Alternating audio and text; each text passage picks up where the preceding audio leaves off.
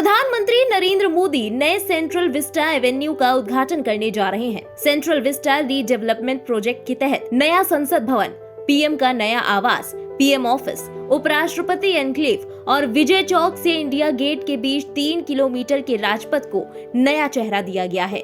लेकिन कई लोगों के मन में सेंट्रल विस्टा प्रोजेक्ट को लेकर बहुत से सवाल हैं कि आखिर ये सेंट्रल विस्टा है क्या, क्यों इसे बनने को लेकर खुद पीएम मोदी भी बेहद उत्साहित हैं और क्या है सेंट्रल विस्टा की खासियतें। तो आज इस खास रिपोर्ट में हम आपको बताएंगे सेंट्रल विस्टा से जुड़ी सभी बातें विस्तार से।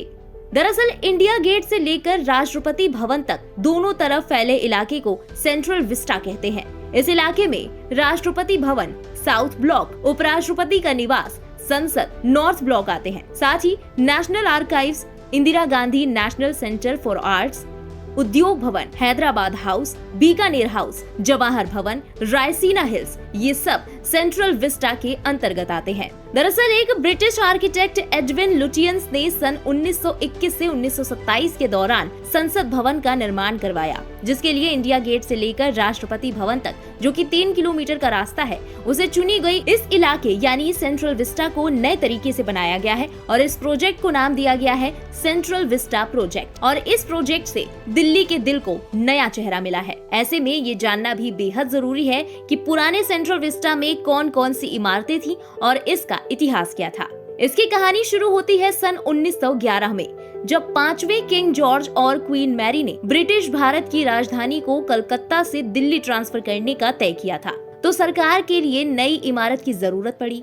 इस जरूरत से सेंट्रल विस्टा का जन्म हुआ, जिसमें रहने के लिए वायसराय हाउस, जो कि अब राष्ट्रपति भवन है, किंगवे, जो अब राजपथ है, और वॉर मेमोरियल, जो अब इंडिया गेट है, शामिल था। भारत के तत्कालीन वायसराय लॉर्ड हार्डिंस ने 1912 में दिल्ली टाउन प्लानिंग कमेटी तैयार की, जिसका काम सेंट्रल विस्टा को प्लान और डिजाइन करना था। ब्रिटिश आर्किटेक्ट एडविन लुटियंस और हर्बर्ट बेकर को इसे बनाने का जिम्मा सौंपा गया।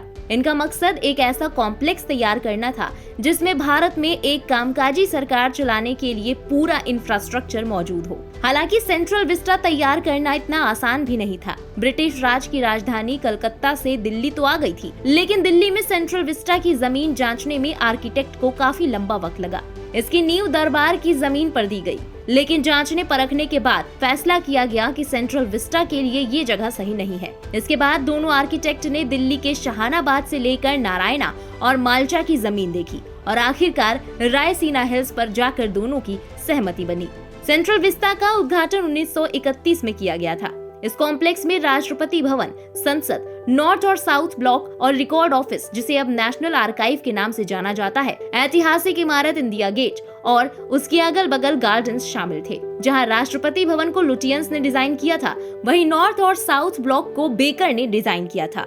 दोनों ब्लॉक और राष्ट्रपति भवन की हाइट को लेकर दोनों दोस्तों में विवाद भी हुआ था। कहा जाता है कि इसी वजह से दोनों की सालों की दोस्ती में खटास आ गई।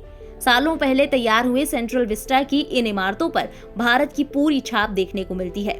इमारतों में लाल और सफेद पत्थरों का इस्तेमाल किया गया, जो दिल्ली के आर्किटेक्चर में 13वीं सदी से इस्तेमाल किया जा रहा था। राष्ट्रपति भवन के गुंबद की प्रेरणा सांची के स्तूप से ली गई थी। अब बात करते हैं नए सेंट्रल विस्टा की। भारत के प्रधानमंत्री नरेंद्र मोदी ने 10 दिसंबर 2020 में देश के नए संसद भवन की नई इमारत सेंट्रल विस्टा का शिलान्यास किया।